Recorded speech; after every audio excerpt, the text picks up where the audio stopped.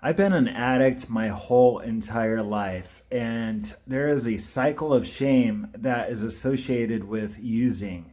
So, if you're an addict or an alcoholic and you feel shame for relapsing and relapsing and you're trying really hard, just know that Jesus already forgave you. He forgave you when he died on the cross.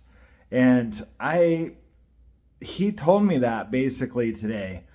And how he speaks to me is through my thoughts, and I know that they're not my thoughts; they're from Jesus. And it's just when he speaks to me, it's very clear. It's got tons of wisdom, and it's to the point. And he basically said, "I already forgave you. You have to forgive yourself." So right now, my addiction is, just fapping, masturbating, and I go 2 weeks. I'm a good boy. I don't do anything wrong. I feel great. I'm close with God. And then all of a sudden, just out of like impulse, I'll just be like, hey, now's a good time. And then all the shame comes back. Childhood shame. I mean, I'm 51. I'm still dealing with this cycle of shame. So I do good for a little while, and then I relapse, and then I feel shame. And sometimes I want to get rid of the shame, so I do something that creates even more shame. And that's how I used to be with alcohol. I would do great for a couple months, and then I would fall off the wagon, relapse, feel horrible. And then I'd be like, well, I already feel like crap and I already lost my sobriety. Might as well keep drinking. And then I kept digging myself a deeper, deeper hole.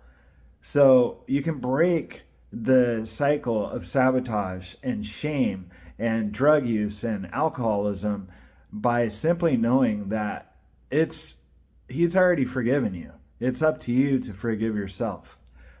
And right now it's all about toxic shame and uncovering it. This is something that I just discovered last week. Toxic shame is when you have been scolded really bad in your childhood years by your caregiver, your mom, your dad, teachers, whatever, scolded so bad that you thought you were bad.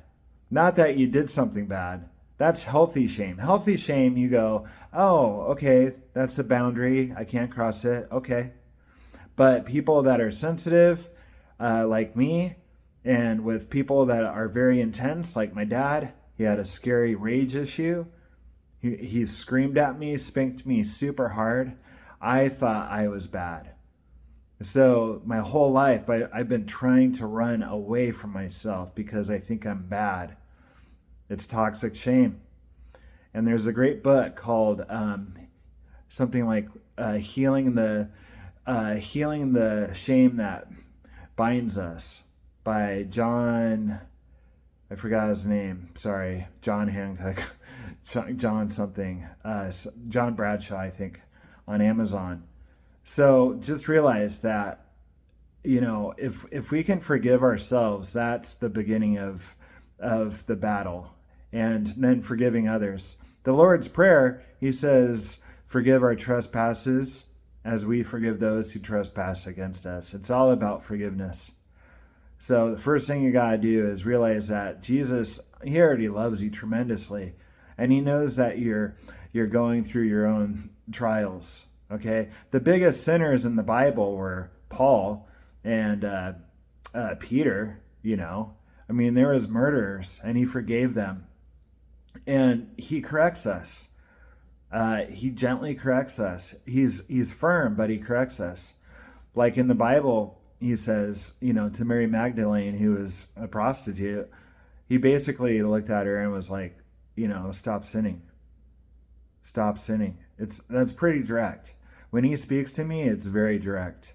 And he said, I already love you. You have to forgive yourself. And when we can forgive ourselves, it starts healing the toxic shame. And it breaks that sabotage cycle where we use, or we indulge in our addiction, then we feel shame, then we indulge in our addiction more to forget about that shame, which creates even more shame. So you can break through that cycle, but you have to forgive yourself. And the best way to do that is using Ho'oponopono. You can find child work, Ho'oponopono child work. It's guided meditation on YouTube. Find it. Find one you like. There's many. And listen to it every single day.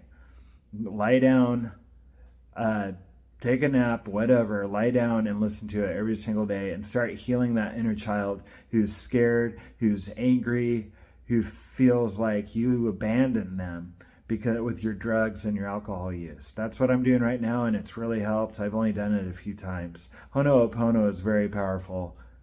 Very powerful. 4 phrases. Okay, find it and listen to it every day and start praying to Jesus. Get close with him, form a relationship, not just at church.